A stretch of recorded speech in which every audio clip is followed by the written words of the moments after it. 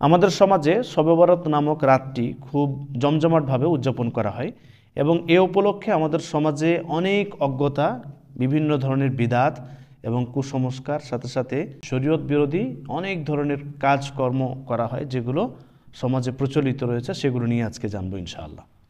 তো এই উপলক্ষে আমাদের সমাজে অনেক ধরনের অজ্ঞতা, অনেক ধরনের বিদাত এবং কুসংস্কার প্রচলিত রয়েছে, সেগুলো অবশ্যই আমাদের জানতে হবে। কি কি বিদাত আমাদের সমাজে প্রচলিত রয়েছে, কোনগুলো শরীয়তসম্মত আর কোনগুলো শরীয়তসম্মত নয়, সেগুলো অবশ্যই জানতে হবে, যাতে করে আপনি আমি সেগুলোর ওপর আমল করতে পারি যেগুলো শরীয়তসম্মত, আর যেগুলো শরীয়ত বিরোধী সেগুলো থেকে যেন আমরা বিরত থাকতে পারি। তো শবে বরাত উপলক্ষে 100 রাকাত নামাজ পড়া হয় এবং এ নামাজ বিশেষ পদ্ধতিতে, যেটা না আল্লাহ রাসূল সাল্লাল্লাহু আলাইহি ওয়াসাল্লাম পড়েছেন, না কোনো সাহাবা ইকরামদের মধ্য থেকে কোনো সাহাবী পড়েছেন, কোনো সাহাবীও পড়েননি। এটা প্রমাণ নেই যে 100 রাকাত নামাজ এই পদ্ধতিতে পড়তে হবে, এরকম প্রমাণ কোথাও নেই।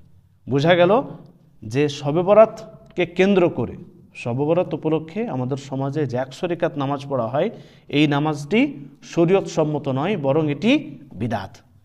দ্বিতীয় বিদাত হচ্ছে আমাদের অনেকের বিশ্বাস যে এই রাত্রে নাকি পবিত্র কোরআন অবতীর্ণ হয়েছে এবং এই রাত্রে প্রত্যেক মানুষের আগামী 1 বছরের ভাগ্য নির্ধারণ করা হয়। অথচ আমরা সকলেই জানি ইন্না আনজালনাহু ফি লাইলাতুল কদর, পবিত্র কোরআন অবতীর্ণ হয়েছে লাইলাতুল কদরে, আর লাইলাতুল কদর রমজান মাসের শেষ দশকে আছে। তো লাইলাতুল কদর শেষ দশকে, সেই দিনে পবিত্র কোরআন অবতীর্ণ করা হয়েছে, শাবান মাসে কীভাবে ঘুরে এলো 1 মাস আগে? তার মানে পবিত্র কোরআনের বিরোধী এটা বিশ্বাস, ওই জন্যই এটাও একটা বিদাত। 3 নম্বর বিদাত হচ্ছে হালুয়া রুটি বা ইত্যাদি খাবার খাওয়া। হালুয়া রুটি খাবার খাওয়া আমাদের অনেকের বিশ্বাস। এই শবে বরাত উপলক্ষে আমাদের বিশ্বাস হচ্ছে যে আমরা যদি সেই দিনের রাত্রে ভালো খাবার খাই বা অন্যকে খাওয়াই, তাহলে সারা বছর ভালো খাবার খাবো। অথচ এটি জঘন্যতম কুসংস্কার। কিভাবে এটা হতে পারে? কিভাবে ধার্য করতে পারে একটা মানুষ যে এই দিন বা এই রাত্রে যদি কেউ ভালো খাবার খায় বা অন্য ব্যক্তিদেরকে খাওয়ায়, তাহলে তার সারাটা বছর ভালো খাবার খাওয়া হবে বা সারাটা বছর সে ভালোভাবে খেতে পারবে, তার রিস্ক ভালো হবে? এই বিশ্বাস কুসংস্কার, বিশ্বাস ভালো বিশ্বাস নয়। এভাবেই ছবি মূর্তি তৈরি করা।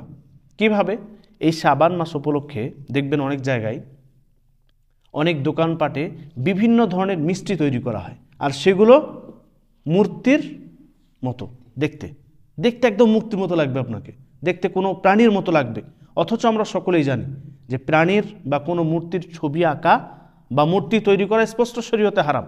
তাহলে শবে বরাত উপলক্ষে অনেক দোকানে মিষ্টি তৈরি করা হচ্ছে প্রাণীর মতো, মিষ্টি তৈরি করা হচ্ছে মূর্তির মতো, অথচ মূর্তি তৈরি করা, প্রাণী তৈরি করা বা মূর্তি বানানো এগুলো শরীয়তে হারাম, ছবি আঁকা শরীয়তে হারাম।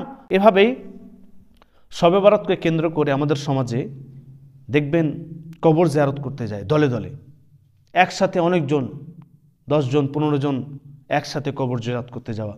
অথচ আমরা সকলেই জানি যে কবর জিয়ারত করা সুন্নাত। আল্লাহ রাসূল সাল্লাল্লাহু আলাইহি ওয়াসাল্লাম তিনি কবর জিয়ারত করতে বলছেন, কিন্তু বিশেষ দিন ধার্য করে নাই। বিশেষ দিন ধার্য করে কবর জিয়ারত করা এটি বিদাত। আমরা যে কোনো দিন যেতে পারি, আপনি কালকে চলুন, পরশু চলুন, যে কোনো দিন, বছরের যে কোনো দিন যাচ্ছেন, শাবান মাসেও যান, আপনি কোনো অসুবিধা নেই। আপনি হয়তো সপ্তাহে 2 দিন 3 দিন যান, শাবান মাস পড়ে গেছে, শাবান মাসেও যান, 15 শাবান তাও যান, কোনো অসুবিধা নেই। কিন্তু আপনি দিন ধার্য করবেন না যে অমুক দিন যেতে হয়, অমুক দিন দলে দলে যাওয়াটা আল্লাহ রাসূল সাল্লাল্লাহু আলাইহি ওয়াসাল্লামের সুন্নাত না, এরকম কোনো প্রমাণ সহিহ হাদিস দ্বারা প্রমাণিত নেই। 7 নম্বর হচ্ছে শবে বরাত উপলক্ষে রাস্তাঘাট, ঘর বাড়ি, ঘরের দেওয়াল এগুলো লাইট জ্বালানো হয়, এগুলোতে লাইট জ্বালানো হয়, দেখবেন মোমবাতি জ্বালায় অনেকে। তো এই যে উজ্জ্বল করা ঘর বাড়ি, যে কোনো প্রতিষ্ঠান, এভাবেই রাস্তাঘাট এগুলোকে যে সাজানো বা লাইটিং করা, এভাবেই মোমবাতি জ্বালানো ঘরের দরজার সামনে বা দেওয়ালে, এগুলো স্পষ্ট হারাম। বরং এগুলো অনেকটা অগ্নি পূজকদের সাথে সামঞ্জস্য রয়েছে, মিল রয়েছে, ফলে এগুলো করা যাবে না, জায়েজ না এগুলো।